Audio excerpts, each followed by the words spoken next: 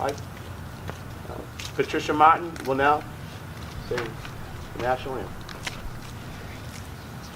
Oh, say, can you see by the dawn's early light what so proudly we hailed at the twilight's last gleaming, whose broad stripes and bright stars through the perilous fight o'er the ramparts we watched were so gallantly gleaming, and the rockets sprang up, the bombs bursting,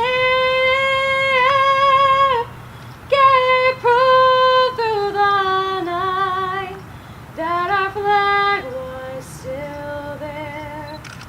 Oh, say does that star-spangled banner yet wave o'er the lands of the free and the home of the brave? Everybody give her a hand. That was awesome.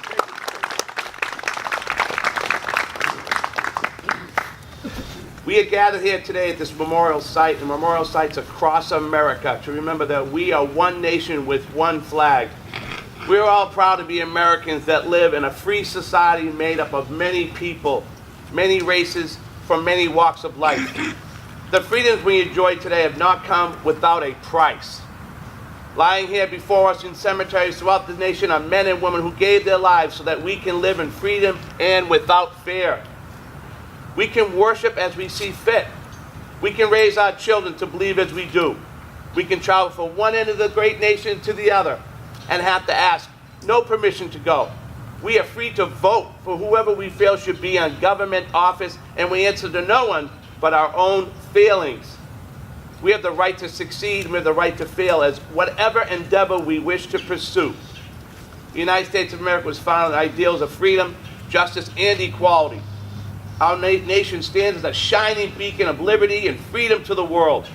We thank those who gave their lives to keep us free, and we shall never forget you. We shall remember. Today, many of you here are veterans of wars and conflicts that America has had to fight to protect the innocent and the oppressed. America has always been the first nation to stand up for the freedom of people around the world. Many of you here today have answered the call and served your country well. We are here to say thank you. Are we honored to know you?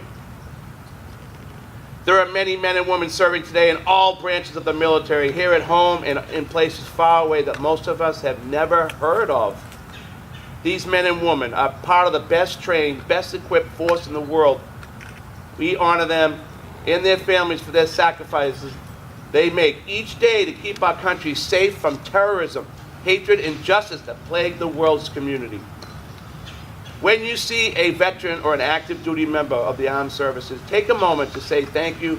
We owe them a way of life, and a moment of your time is well spent. Quoting our 40th United States President, Ronald Reagan, quote, "Freedom is never more than one generation away from extinction.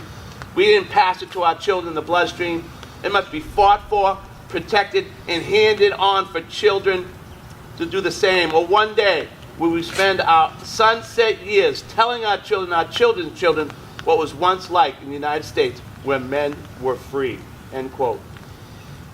Today we show a united front of national unity across the United States of America as we remember the fallen, honor those who serve, and teach our children the value of freedom. Now, Jimmy Giberson will lay a remembrance wreath in the memory of those who served and are serving in the United States Army.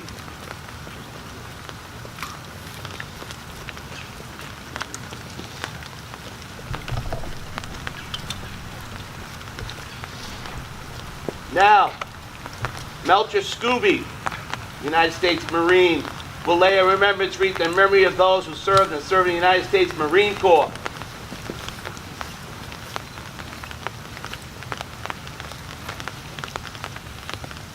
Now, Jerry Ernst will lay a remembrance wreath in memory of those who serve and are serving in the United States Navy.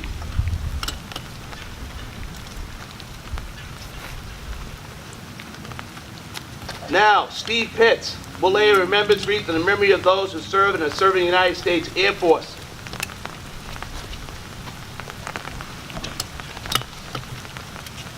Now, Commander Neil Harper will lay a remembrance wreath in memory of those who serve and are serving in the United States Coast Guard. Now, Jim Gibbison will lay a remembrance wreath in honor of the 93,129 United States servicemen from all branches of the service who were last known status were either prisoners of war or missing in action. Now, Derek Roy, Vietnam veteran, will lay a wreath in front of the Vietnam veteran flag.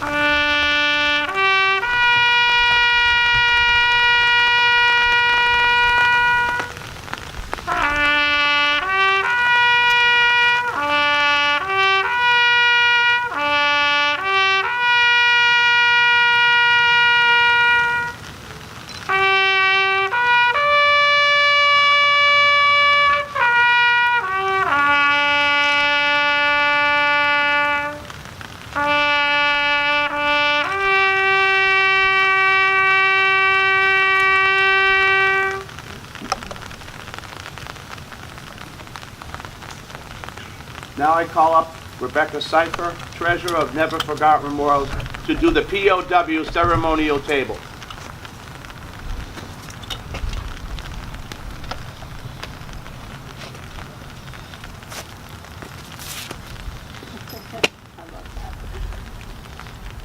I call your attention to this round table, which occupies a place of dignity and honor. It is set for 5, actually 6, symbolizing the fact that members of our 5 military branches of the United States Armed Forces are missing from our ranks. They are referred to as POWs and MIAs. We call them comrades.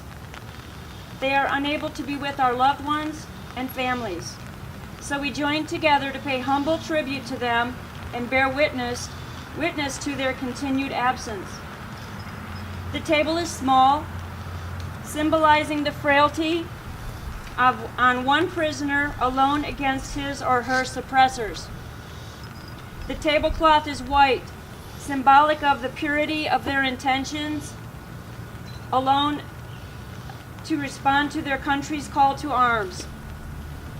The single rose in the vase signifies the blood they may have shed in sacrifice to ensure the freedom of our beloved United States.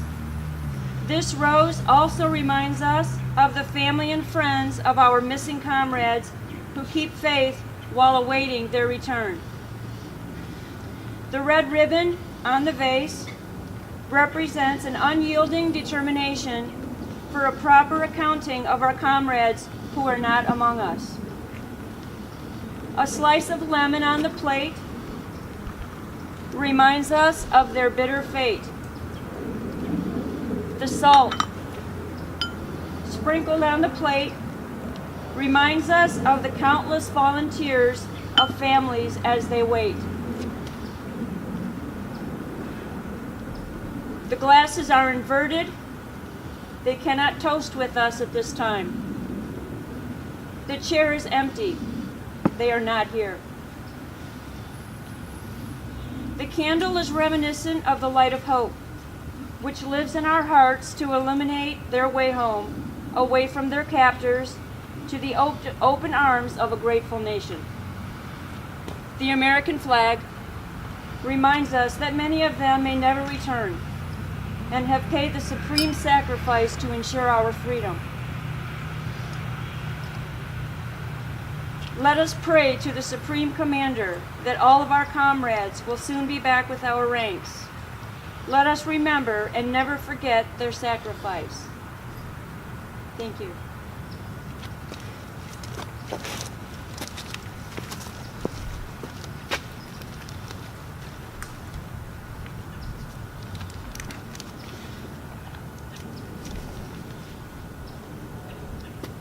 We're laying wreaths today because it's a holiday season, and it's a time of joy, gratitude, and a time of giving more than you receive.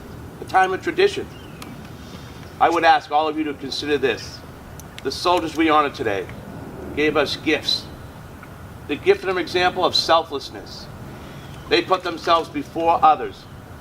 They gave us the gift of safety and security. And the question is, what will we do with these gifts? Some of us who are currently serving will look to their example and continue to protect our safety and security and our personal freedom. But all of us should humbly take these gifts, their gifts, and leave here today recommitted to live a life worthy of their sacrifice, lest we forget. Now I ask, before we lay the wreaths today, is there any Gold Star families in the audience right now? Okay, so we want the Gold Star family to go first to lay the wreath. If you have a family member in the military, or any type of person in the military, we want you to go next, and then the rest of the community can lay a wreath next. Okay, so we're going to start in this area closest to here. So we're going to get a group to go this way, a group to go that way, and a group to go on this side. And it's easy to notice the veteran's grave. You're going to see symbols, you see their branch name, just read it. But what we're going to do something special, okay? Because a soldier dies twice, okay? When they take their last breath, and the next time, the second time, is when nobody remembers them. No one. So we shall not forget. So we need you to hear the name aloud, not softly. We want you to say that name aloud, okay? U.S. Private Army, Leon Spinks. And that's what we want. Then lay the wreath, come back, and do a hand salute or over your heart. Just that little moment of 10 seconds to say their name, be greatly appreciated. Okay, so if I could have the Gold Star family come up next, and we're going to go ahead and just hand them out.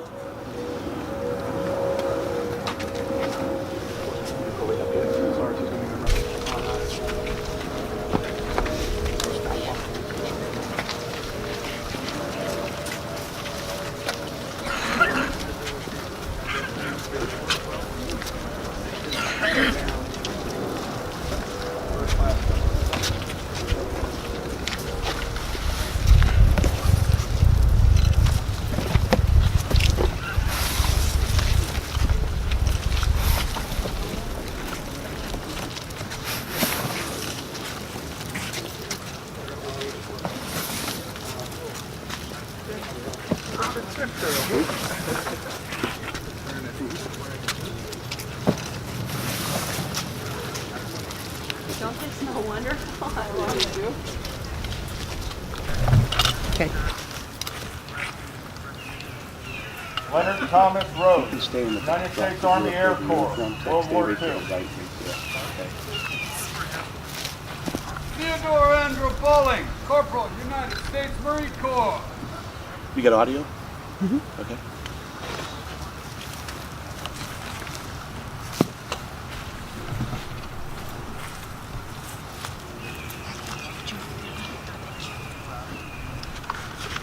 Today we are honored here for a Medal of Honor recipient, Staff Sergeant Robert James Miller, who gave the ultimate sacrifice on January 12, 2008 in the Kandahar province of Afghanistan. He called in ordinances. He saved over 7 of his own men. He saved 12 Afghanistan members, calling in ordinances, bleeding out on the battlefield. We honor Staff Sergeant Robert James Miller.